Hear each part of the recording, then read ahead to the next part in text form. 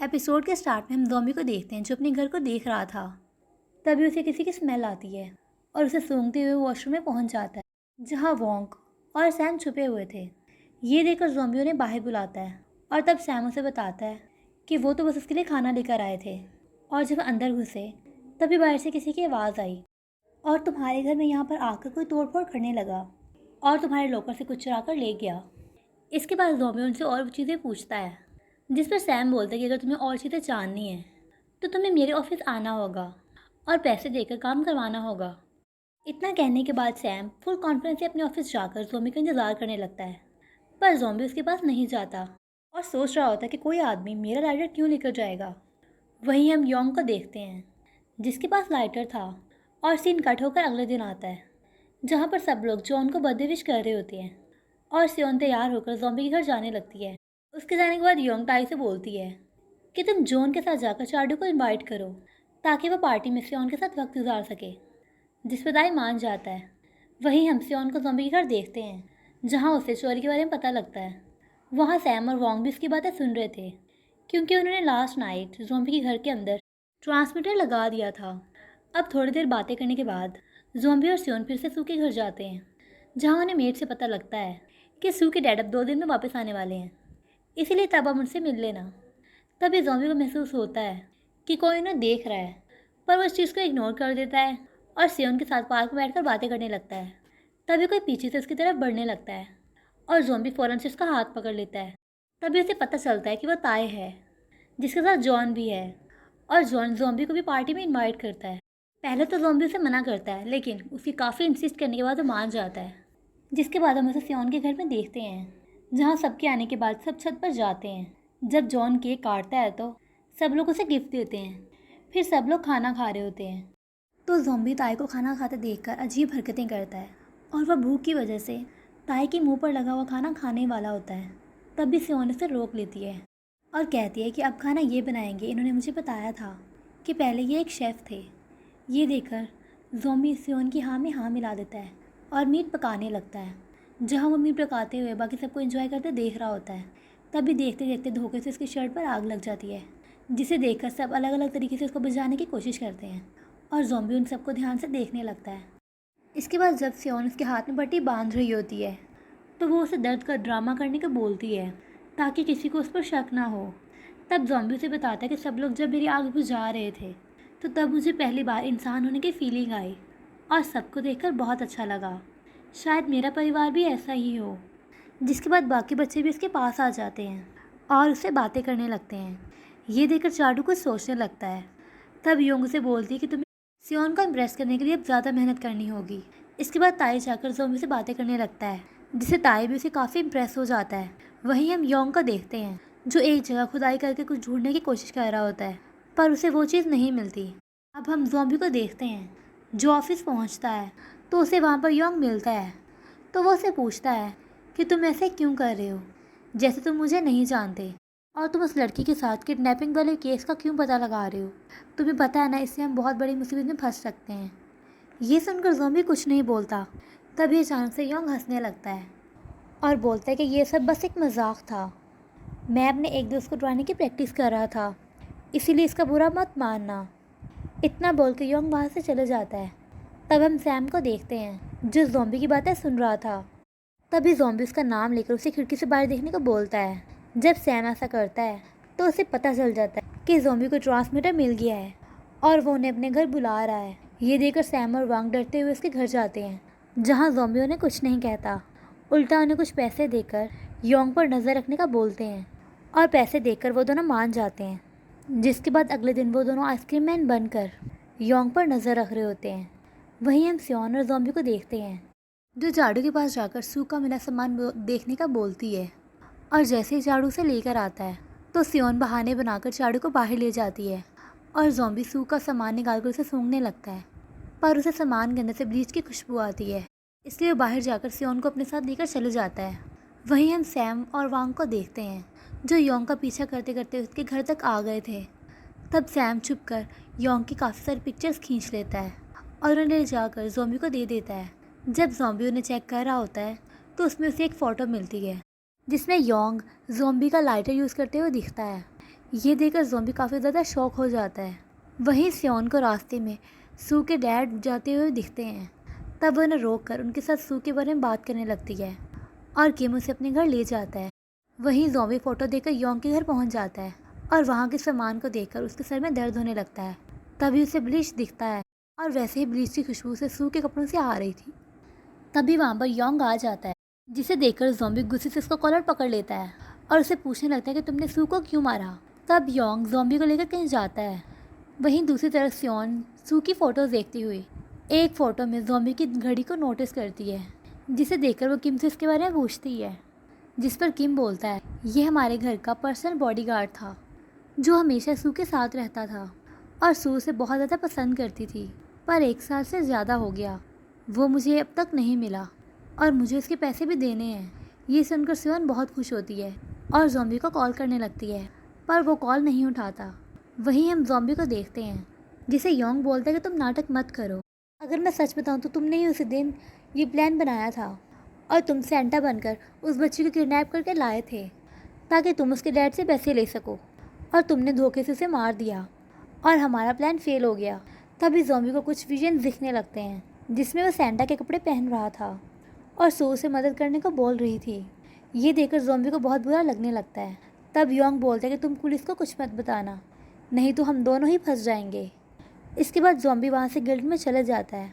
दूसरी तरफ सियोन ज़ॉम्बी को बहुत कॉल्स करने की कोशिश करती है, पर ज़ॉम्बी कॉल नहीं उठाता।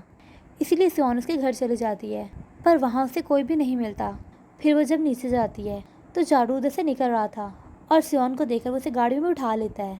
वहीं एक पिलर के पीछे छुपकर ज़ॉम्बी उसे देख रहा होता है, पर उसे अभी भी विश्वास नहीं हो रहा था कि वो ऐसा आदमी था। तब वो ड्रिल से अपने ब्रेन को ख़त्म करने का ट्राई करता है, पर वो ड्रिल अचानक से बंद हो जाती है क्योंकि उसकी वायर कट चुकी थी। जिसके बाद ज़ॉम्बी कटी हुई वायर को पकड़ लेता है, जिससे उसे शॉक लगता है और वो नीचे गिर जाता है। अब अगले दिन हम सियोन को देखते हैं, जो ज़ॉम्बी के घर आती है। तभी उसे ज़ॉम्बी नहीं मिलता और उसे ज़मीन पर पड़ी हुई योंग की फ़ोटो दिखती है, जिसके नीचे सैम के कैमरे का मार्क था। इसीलिए सियोन तुरंत सैम के पास जाती है। तब उसे पता चलता है कि योंग ने ज़ॉम्बी का लाइटर छुपाया था।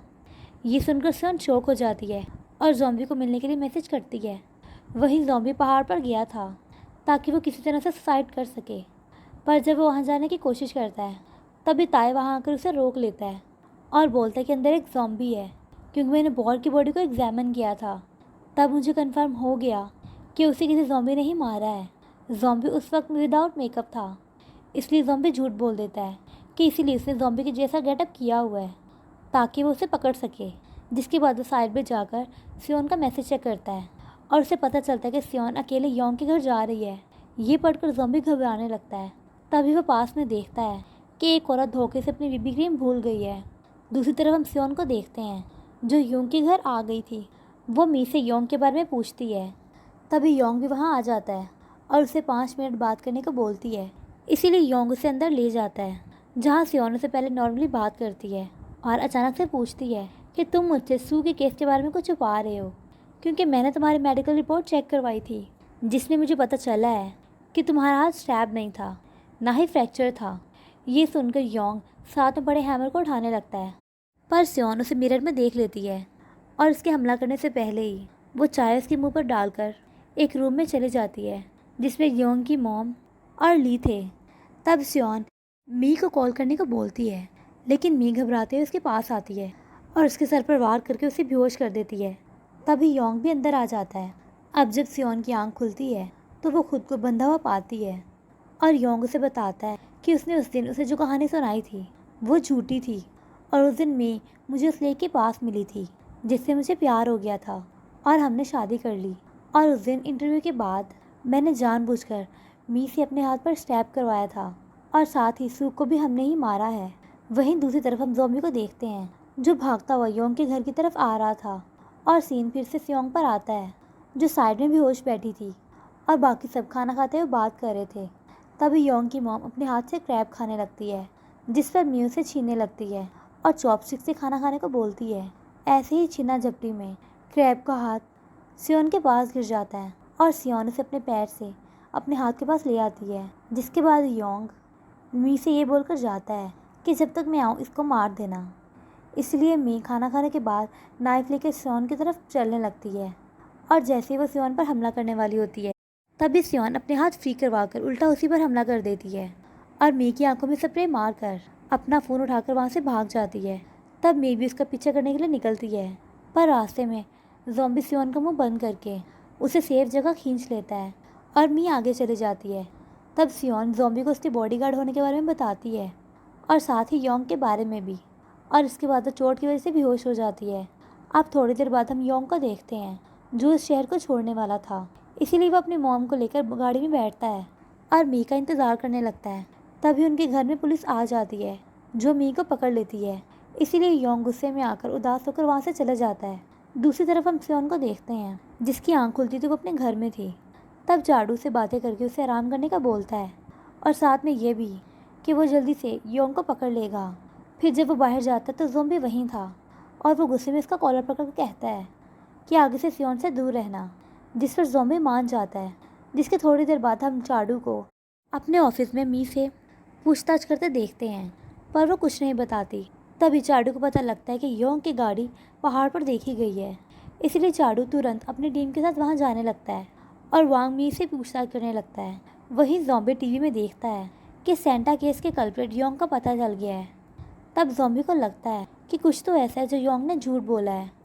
तभी उसे योंग का कॉल आता है जो उसे गुस्से में बोलता है कि तुम्हें जान आने को उस दिन क्या हुआ था, तो पहाड़ी पर आ जाओ, जिस पर ज़ॉम्बी मान जाता है। वहीं मी वांग को भी कुछ नहीं बताती। तभी सैम और वांग वहाँ पहुँच जाते हैं और सैम मी को देखकर पहचान लेता है और उसके बारे में सब बताने लगता है, जिसमें एक बात ये भी शामिल थी कि वो प्रेग्नेंट नहीं हो सकती।